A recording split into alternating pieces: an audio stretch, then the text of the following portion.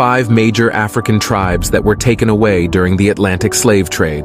The Yoruba people were taken from modern-day Nigeria and Republic of Benin to countries such as Brazil, Cuba, and Trinidad and Tobago. The Igbo people, also from Nigeria, were taken to Barbados, Haiti, and Jamaica before being shipped to North America. The Akan people, primarily from present-day Ghana, were taken to Brazil, Jamaica, and Trinidad and Tobago.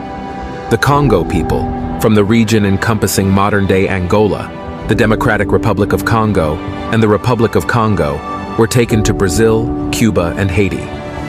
Lastly, the Mandinka people, from countries such as Senegal, Guinea, and Mali, were taken to countries such as Brazil and the United States. These tribes endured unimaginable suffering and displacement as a result of the transatlantic slave trade, with their descendants now scattered across the Americas and beyond.